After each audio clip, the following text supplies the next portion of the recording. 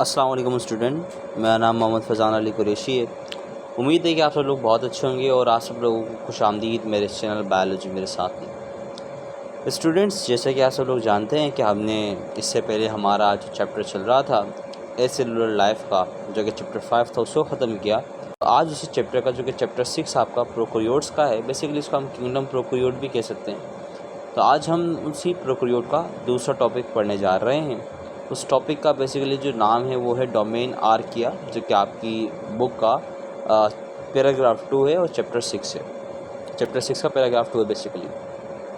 तो हम शुरू करते हैं आज डोमेन आर्किया से। जो चीज़ें हम पढ़ेंगे, ये सारी चीज़ें हमने आपकी बुक से एक्सट्रैक्ट करी in the form of summary. मैंने आपके लिए ये नोट्स जो बनाए बिल्कुल समरी है। आप जो भी टॉपिक पढ़ेंगे, मेरा नोट्स पढ़ लीजिए और मेरा लेक्चर देखने के बाद अपनी बुक को देखेंगे तो आपको हर चीज़ समझ में आएगी इंशाल्लाह। तो हम शुरू करते हैं स्टूडेंट्स। डोमेन आर्किया, इससे पहले हमारे इंट्रोडक्टरी लेक्चर के अंदर हमने डोमेन सिस्टम को समझा था बेसिकली कि डोमेन सिस्टम क्या है और किसने इसको डोमेन सिस्टम को दिया और किस बेसिस के ऊपर डोमेन सिस्टम क्लासिफिकेशन करता है। ये सारी चीज़ें हम हमारे इंट्रोडक्टरी लेक्चर के अंदर पढ़ चुके थे, जो कि लेक्चर 1 था। तो आज हम उसी डोमेन में से, आपको पता है कि डोमेन के तकरीबन 3 लीनिएजेस होते हैं। उन 3 में से सबसे पहले जो लीनिएज थी हमारे पास वो डोमेन आर्किया की थी, यानी कि डोमेन के अंदर जो सबसे पहली लीनिएज थी वो आर्किया की थी। उसके बाद आपके पास जो अगली डोमेन थी वो बैक्टीरिया थी, उसके बाद यूकैरिया थी। तो आज हम डोमेन आर्किया को पढ़ेंगे। तो डोमेन आर्किया सबसे पहले archaea domain classified as archaea bacteria, but this classification is obsolete now. अब जो ये क्लासिफिकेशन है जिसके अंदर हम पहले आर्किया डोमेन को या डोमेन आर्किया को पहले आर्किया बैक्टीरिया के साथ ही पढ़ा करते थे या बैक्टीरिया किंगडम के अंदर ही पढ़ा करते थे, लेकिन अब हम आर्किया बैक्टीरिया नहीं पढ़ते। आर्किया को बिल्कुल हम एक सेपरेटली स्टडी करते हैं, सेपरेट इसका किंगडम बना देगा बेसिकली। आर्किया इज़ बेसिकली क्या किंगडम, इस वजह से अब हम इसके लिए अलग स्टडी करते हैं। अगर हम आर्किया बैक्टीरिया या आर्कियो माइक्रोब्स, जो यानी कि जो आर्किया बैक्टीरिया कहेंगे एक तरीके से, हम इनकी शेप्स की, इनके साइज़ की और इनके टाइप्स की बात करें तो बेसिकली हमने 4 शेप लिखे हैं बेसिकली, जो कि होते तो बहुत सारे, लेकिन 4 shapes are prominent basically. They present different shapes like spherical shape मैंने आपके लिए बनाई हुई, कैसी होती है, रॉड शेप में भी होते हैं, लॉब में भी होते हैं। आप कुछ देख रहे हैं लॉब किस तरीके से, एक ऐसे लॉब शेप भी होती है, कि मॉर्फोलॉजी लॉब होती है। और सबसे रेयर होते हैं स्क्वायर शेप वाले आर्कियो बैक्टीरिया या आर्कियो माइक्रोब्स बेसिकली। अगर हम इनकी शेप की बात की, हमने 4 तरीके की शेप होती है, spherical, rod, loft and square. इसी तरीके से अगर हम इनके साइज़ की बात करें तो साइज़ के अंदर हमारे पास आता है इनका डायमीटर इनका 0.1 माइक्रोमीटर से लेकर 15 माइक्रोमीटर तक होता है। ये साइज़ का रेंज है, सही। इसी तरीके से अगर हम डोमेन आर्किया माइक्रोब्स की बात करें तो जो माइक्रोब्स डोमेन आर्किया के होते हैं basically leaves in extreme conditions, सही है, एंड ऑल्सो क्लासिफाइड अकॉर्डिंगली, और उसी एक्सट्रीम कंडीशन के अकॉर्डिंग उन्हें क्लासिफाई भी किया जाता है। सबसे पहले कि those living in hot spring, जो ऐसी लेक्स भी थी जहाँ जिनका पानी गर्म होता है, एक्सट्रीम टेम्परेचर होता है। इन ऐसे इन्वायरमेंट में रहने वाले माइक्रोब्स को हम थर्मोफाइल्स कहते हैं। थर्मो का बस बेसिकली मतलब होता है कि हीट या टेम्परेचर, हम इसको हीट के लेते हैं या टेम्परेचर भी कह सकते हैं इसको। और फाइल का मतलब होता है लवर या अट्रैक्टर भी कहते हैं इसको, यानी कि हीट लवर। ऐसे माइक्रोब जो हॉट या एक्सट्रीम इन्वायरमेंट में रहना पसंद करते हैं आर्कियो डोमेन में से, उनको हम थर्मोफाइल कहते हैं। And thermophile is also the example of domain archaea. Basically सारी क्लासेस हैं, इनके अंदर और भी स्पीशीज़ होती हैं। पूरी क्लास के अंदर आप समझ सकते हैं कितनी स्पीशीज़ होंगी, कितने तरीके से, और भी बहुत सारी स्पीशीज़ होंगी। इसी तरीके से अगर हम दूसरे पे बात करते हैं, those living which leave in acidic condition called acidophilus, यानी कि जो एसिडिक कंडीशन या एसिडिक इन्वायरमेंट में रहते हैं उन्हें हम क्या कहते हैं, एसिडोफिलस कहते हैं, या those living in guts and produce biogas like methane. Methane का केमिकल फॉर्मूला है CH4, यानी कि ऐसे माइक्रोब्स जो हमारे गट से मुराद आपका डाइजेस्टिव सिस्टम के अंदर आपके पास जो बेसिकली आता है वो आता है, आपके पास इंटेस्टाइन होती है, उधर की बात कर रहा है उसको हम गट कहते हैं बेसिकली। और उधर क्या प्रोड्यूस करता है, गैसेस प्रोड्यूस करता है, उस गैस का नाम होता है मीथेन, ठीक है। और वो बैक्टीरिया कौन से होते हैं जो ऐसे इन्वायरमेंट में रहते हैं और प्रोड्यूस करते हैं बायोगैस, उन बैक्टीरिया का, उन माइक्रो या उन आर्कियो बैक्टीरियाज का नाम मीथेनोजीन्स है, यानी कि वो मीथेन प्रोड्यूसिंग माइक्रोब्स या आर्कियो डोमेन की टाइप में से हैं। इसी तरीके से अगर हम बात करें those living which live in high salt concentration, यानी कि those living in high salt concentration से मुराद कि उनको ग्रोथ करने के लिए सॉल्ट की कंसनट्रेशन, सॉल्ट से मुराद किसी भी सॉल्ट हो सकते हैं, जैसे कि NaCl की कंसनट्रेशन ही की बात करें इधर, NaCl जो कि बहुत प्रोमिनेंट सॉल्ट है, ईजीली अवेलेबल होता है एनवायरनमेंट में, तो ऐसी ही सॉल्ट की कंसनट्रेशन के अंदर वो रहना पसंद करें या ये सॉल्ट उनकी न्यूट्रिशनल रिक्वायरमेंट हो या उनकी डाइट हो, ऐसे माइक्रोब्स या ऐसे आर्कियो माइक्रोब्स को हम हेलोफाइल्स कहते हैं। तो अब हमें पता चला कि डोमेन आर्किया में आपके पास तकरीबन 4 टाइप्स के माइक्रोब्स आ गए हैं, जिनमें सबसे पहले थर्मोफिलस, एसिडोफिलस, मिथेनोजिन्स और हेलोफिलस।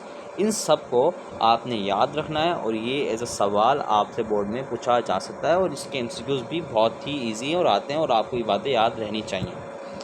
तो अब हम चलते हैं हमारे अगले टॉपिक पे। तो अगला टॉपिक हमारे पास जो है, अगला टॉपिक से बता दिए कि इसकी जनरल एबिलिटी की बात कर लेते हैं कि इनमें सिमिलरिटी क्या है बैक्टीरिया से, आर्किया की बैक्टीरिया से क्या सिमिलरिटी है और यूकेरियोट से क्या सिमिलरिटी है। इन सब बातों को भी मैंने एक चार्ट भी आपकी बुक से लिया, एंड में आप उसे देखेंगे तो आपको इंशाल्लाह इस पूरे लेक्चर का सारा जो कॉन्सेप्ट है बिहाइंड था वो सारा समझ में आएगा। इसी तरीके से archaea are similar with bacteria. देखिए आर्किया सिमिलर है बैक्टीरिया से किस शेप के अंदर सबसे पहली बात, और साइज़ के अंदर, बट डिफरेंट जेनेटिकली। लेकिन ये डिफरेंट होते हैं जेनेटिकली, इनका जो जेनेटिक यानी कि जीनोम आप सब लोगों को पता है कि हेरिडेटरी मटेरियल होता है और उसके अंदर जीन होती हैं और जीन क्या करती हैं, प्रोटीन्स बनवाती हैं, एक्सप्रेस करती हैं, क्या प्रोटीन की फॉर्म में जीन एक्सप्रेस होती हैं और फिर प्रोटीन आइदर रेगुलेशन में काम आए या स्ट्रक्चर में काम आए, ये बात का फैसला होता है सेल के मेटाबॉलिज्म का। इसी तरीके से जेनेटिक मटेरियल जो होता है आर्किया बैक्टीरिया या आर्कियो माइक्रोब्स का, उनमें कुछ एफिनिटी होती है यूकेरियोटिक ऑर्गेनिज्म के जीनोम के साथ। एफिनिटी से मुराद होती है कि कुछ ना उनके पास एक कुछ ताल्लुक़ होता है। एफिनिटी वर्ड का मतलब होता है कि कोई ताल्लुक़ होना किसी चीज़ से। तो एफिनिटी जो होती है आपके आर्कियो माइक्रोब्स की यूकेरियोट से, वो कुछ इस तरीके से होती है कि they have genes that produce enzyme called polymerase which used in transcription which present in eukaryotic organism। इस वजह से क्या एफिनिटी होती है यूकेरियोटिक माइक्रोब से, इसलिए एफिनिटी होती है क्योंकि यूकेरियोटिक जो लिविंग ऑर्गेनिज्म या लिविंग सेल होता है उसके जीनोम भी यही एंजाइम प्रोड्यूस करने की जीन एक्सप्रेस करता है और जीन एक्सप्रेस आर्किया भी करता है, यानी कि आर्किया भी पॉलीमरेस एंजाइम प्रोड्यूस करता है क्या करने के लिए, ट्रांसलेशन करने के लिए और ट्रांसक्रिप्शन करने के लिए। ट्रांसलेशन मैं आपको बता देता हूँ। ट्रांसक्रिप्शन हम उस प्रोसेस को कहते हैं जिसके अंदर हम DNA के कोड तैयार करते हैं in the form of message के तौर पे, और फिर वो DNA जाता है किसके पास, और वो जो DNA की जो मैसेज होती है उसको मैसेंजर RNA बोलते हैं। और मैसेंजर RNA कौन से प्रोसेस से तैयार होता है, ट्रांसक्रिप्शन से तैयार होता है। और फिर वो जो मैसेंजर RNA है वो राइबोसोम के पास जाता है तो उधर जाके ट्रांसलेट होता है और ट्रांसलेट होने के बाद क्या बना के देता है, हमें प्रोटीन बना के देता है। ये बात तो बड़ी ही आसान है और मुझे पता है आप लोगों को पता होगी। और फिर वो प्रोटीन किसके अंदर शामिल हो जाते हैं, एंजाइम की सिंथेसिस, यानी कि आपको पता है कि enzyme is also form of protein, enzyme protein से बने हुए होते हैं, तो वही प्रोटीन एंजाइम बना रहे होते हैं। ये सारी बात आपको पता चल गई कि इसलिए सिमिलर है यूकेरियोट से, क्योंकि यूकेरियोट्स के पास और आर्किया डोमेन के जो माइक्रोब्स हैं उनके पास सेम जीन होती है पॉलीमरेस एंजाइम को प्रोड्यूस करने के लिए, इस लिहाज से दोनों सेम है। तो आपको बैक्टीरिया में भी सेम पता चलेगा कि आर्किया शेप साइज की वजह से सेम है, बैक्टीरिया से और यूकरिया से इसलिए सेम है क्योंकि उनके पास सेम जीन है एक पर्टिकुलर एंजाइम को प्रोड्यूस करने के लिए। तो अब हम हमारे अगला ही इसमें एक छोटा सा इधर नाम मैंने आपको दिया, तो इस बात को आपने समझना ज़रूरी है। देखें, इधर हम सिर्फ 2 डोमेन की बात करेंगे क्योंकि मैं आपको बता चुका हूँ जो 2 डोमेन होती हैं आपके पास, एक सबसे पहले एक होती है आपकी डोमेन आर का, दूसरी डोमेन यू बैक्टीरिया। तो इन दोनों डोमेन को बुला के हम प्रोकैरियोट से पूरा किंगडम बनाते हैं। तो इधर हम बात करते हैं कि इन दोनों डोमेन के माइक्रोब्स में क्या फ़र्क है। अगर इधर हम यूकैरिया माइक्रोब्स की बात करते हैं या यू बैक्टीरिया या आर्क्यू बैक्टीरिया की बात करते हैं, तो उसमें होता है क्या, दे हैव हाइड्रोकार्बन्स, यानी कि मैं इधर HB को हाइड्रोकार्बन का नाम दे देता हूँ, जो अटैच हुए हुए होते हैं किससे, ग्लाइसरोल से। अब ग्लाइसरोल क्या है मैं आपको बता देता हूँ। ग्लाइसरोल इज़ द ट्रायोल, यानी कि दिस इज़ द एल्कोहल। क्या होती है, ये एल्कोहल होती है और ये हाइड्रोकार्बन से अटैच हुई होती है। कौन से लिंकेज से, ईथर लिंकेज से। अच्छा, ईथर लिंकेज से ये लिंक्ड हुई होती है। तो इसकी वजह से, इस कॉम्बिनेशन की वजह से हम इस पूरे कंपाउंड को हम क्या कहते हैं, आर्कियोल कहते हैं। और यही आर्कियोल शामिल होता है किसके अंदर, और यही आर्कियोल इस component of membrane of archaea, यानी कि आर्किया या आर्किया बैक्टीरिया की मेम्ब्रेन का कंपोनेंट होता है जिसको हम आर्कियोल कहते हैं। और वो आर्कियोल किसकी कॉम्बिनेशन से मिलता है, हाइड्रोकार्बन की ग्लाइसोल के साथ लिंकेज बनाना। और कौन सा लिंकेज बनाना, ईथर लिंकेज बनाने की वजह से क्या प्रोड्यूस करता है, आर्कियोल प्रोड्यूस करता है। अब अगर इधर हम डिफरेंस कायम करें बैक्टीरिया से, तो बैक्टीरिया की जो मेम्ब्रेन होती है, सेल मेम्ब्रेन होती है, वो क्या करती है, whereas bacteria cell have ester linkage, यानी कि वो क्या, उसके दरमियान में क्या होता है, ईस्टर लिंकेज होता है। सिंपल सी बात है। अगर मैं ईस्टर लिंकेज की बात बताऊं तो ईस्टर में फ़र्क ये होता है कि उसमें जो हाइड्रोजन होता है वो डबल बाउंडेड होता है और उसमें एक आर आपके पास एक ऑक्सीजन इधर होता है द फॉर्म ऑफ, और एक अल्काइल ग्रुप इधर होता है। तो ये आपका होगा ईथर, ये आपका होगा ईस्टर। क्या होगा, ईस्टर। अगर इधर इसकी जगह हम ईथर की बात करते हैं तो इधर ऑक्सीजन से 2 अल्काइल ग्रुप सीधे लगे हुए होते हैं, इसको हम हाइड्रोकार्बन्स भी कह सकते हैं। इधर ग्लाइसरोल अटैच हुआ होगा, इधर आपका हाइड्रोकार्बन अटैच होगा और सेंटर के अंदर आपके पास जो मॉलिक्यूल होगा वो ऑक्सीजन का होगा। इसी लिंकेज को हम क्या कहते हैं, ईथर लिंकेज कहते हैं। इस लिंकेज को हम क्या कहते हैं, इस लिंकेज को हम नाम देते हैं पूरे ईथर लिंकेज का। ये मैंने थोड़ा आपको केमिकली बताने की कोशिश की कि आप ईथर लिंकेज को कुछ लिंक समझिए क्योंकि this is the chemically linked. इसी तरीके से अगर हम इनकी बात करते हैं तो सिंपल सी बात है कि they do not live as pathogen. Archaea की हम बात करें तो आर्किया कोई डिजीज़ कॉज नहीं करती बेसिकली, और वो डिजीज़ कॉज करके रह भी नहीं सकते हमारे अंदर, और ना ही वो पैरासाइट हो। तो ये दोनों काम करके नहीं रह सकते हमारी बॉडी के अंदर क्योंकि इनके पास कुछ ऐसी मेटाबॉलिक मशीनरी नहीं है कि वो हमारी बॉडी के अंदर आके हमारी बॉडी से कुछ रॉ न्यूट्रिएंट्स है उसको खुद ड्राइव करे। ये ऐसे सर्वाइव नहीं करते। बस ये क्या करते हैं, ये एसोसिएशन कायम करते हैं, यानी कि ये क्या, कौन सा एसोसिएशन कायम करते हैं, जैसे कि यार एक चीज़, जो चीज़ इसको नहीं आती, मिसाल के तौर पे इसको एक केमिकल नहीं आता, केमिकल ए किसी आर्किया माइक्रोब को बनाना नहीं आता, तो वो क्या करेगा, किसी ऐसे माइक्रोब्स की पॉपुलेशन में ग्रोथ पकड़ लेगा जहाँ पे वो केमिकल ए बनता हो और उधर ग्रो करने के बाद वो केमिकल ए उस ही माइक्रोब की पॉपुलेशन से लेके खुद क्या करेगा, ग्रोथ कर लेगा। तो ये इस पूरे प्रोसेस को क्या कहते हैं, हम एसोसिएशन बोलते हैं, यानी कि दोस्ती, यानी कि दोस्ताना माहौल के अंदर किसी से काम लेना। सिंपल सी बात है। तो इसके अंदर 2 टाइप आपकी बुक ने डिस्कस की, जो कि मैं आपको 2 टाइप ही बताऊंगा, उससे टाइप बहुत सारी होती हैं इनके अंदर। अगर हम बात करते हैं तो कमेंसल या कमेंसलिज्म, कमेंसल या कमेंसलिज्म, ये पूरा टाइप होती है एसोसिएशन की। And type between 2 organism in which one benefits and other drive neither benefit और नॉर हार्म, यानी कि इसका मतलब है कि कमेंसलिज्म में होता है ये इस टाइप की एक एसोसिएशन है जिसके अंदर ऑर्गेनिज्म बेनिफिट तो लेता है लेकिन फिर वो बेनिफिट देता भी नहीं है, यानी कि वो बेनिफिट ले रहा है लेकिन वो आपको कोई हार्म नहीं पहुंचाएगा, आपको कोई नुकसान नहीं देगा। इस टाइप के एसोसिएशन को हम कमेंसलिज्म कहते हैं। तो इस बात को आपने याद रखना और इस डेफिनेशन को भी आपने याद रखना, आपसे पूछी जा सकती है इन द शॉर्ट आंसर। इसी तरीके से अगर हम बात करते हैं एक एग्जाम्पल की, तो इधर एक एग्जाम्पल आई हुई है कि मीथेनोजीन एंड ई कोलाई। मीथेनोजीन इसके अंदर क्या है, आपका यूकैरिया है, यू बैक्टीरिया या आर्कियो बैक्टीरिया, और यू कोलाई क्या है इधर आपके पास, यू बैक्टीरिया, यानी कि बैक्टीरिया है। ये दोनों डिफरेंट डोमेन में से हैं। सही है, ये दोनों साथ ग्रो करते हैं किसके अंदर, ह्यूमन इंटेस्टाइन के अंदर या ह्यूमन गट के अंदर, क्या करते हैं, हेल्प करते हैं डाइजेशन के अंदर। सिंपल सी बात है। तो इससे क्या पता चला, अगर आपकी बॉडी के अंदर मिथेनोजिन्स नहीं होंगे तो इकोलाई ग्रो नहीं करेगा, अगर इकोलाई नहीं होंगे तो मिथेनोजिन ग्रो नहीं करेंगे। सिंपल सी बात ये है, एसोसिएशन का मतलब यही होता है। और ये जो एग्जांपल आती है आपके पास, वो कौन से एसोसिएशन में से आती है, म्यूचुअलिस्टिक या म्यूचुअलिज्म में से आती है। ये जो एग्जांपल मैंने आपको पूरी बताई है, ये कौन सी एसोसिएशन में से आती है, म्यूचुअलिज्म में से आती है। सिंपल सी बात है। अगर आप म्यूचुअलिज्म को या म्यूचुअलिस्टिक एसोसिएशन को डिफ़ाइन करना चाहें तो कुछ इस तरीके से कर सकते हैं कि friendly association of two organism which helps in to fulfil requirements, यानी कि दो ऐसी एसोसिएशन होनी चाहिए जिससे आप दोनों को फ़ायदा हो रहा हो। यानी कि आप वो चीज़ बना रहे हो, केमिकल है जो कि बैक्टीरिया की रिक्वायरमेंट हो, और बैक्टीरिया कोई एक ऐसा केमिकल सी बना रहा हो जो आर्किया की रिक्वायरमेंट हो। तो इससे क्या हो रहा है, दोनों ग्रोथ कर रहे हैं। तो इस टाइप की एसोसिएशन को हम क्या बोलते हैं, म्यूचुअलिज्म बोलते हैं। ये बात भी आपकी क्लियर हो गई है। इसी तरीके से इधर एक एग्जांपल दी गई है, ये म्यूचुअलिज्म की ही एग्जांपल दी गई है कि इसमें अब एनिमल की बात आ रही है। यानी कि इधर एक एग्जांपल है कि इधर एक आपके पास स्पीशी है किसकी, सिनेर्चियम सिम्बायोसियम, एक पूरी स्पीशी है डोमेन आर्किया में से, जो लीव करती है, यानी कि इनहिबिट करती है। उनका जो हैबिटाट है वो स्पंज है। अब स्पंज क्या है, स्पंज बेसिकली मैरीन एनिमल या मैरीन लिविंग ऑर्गेनिज्म बोलते हैं, हम क्या बोलते हैं, मैरीन लिविंग ऑर्गेनिज्म बोलते हैं। तो ये स्पंज के अंदर रहती हैं।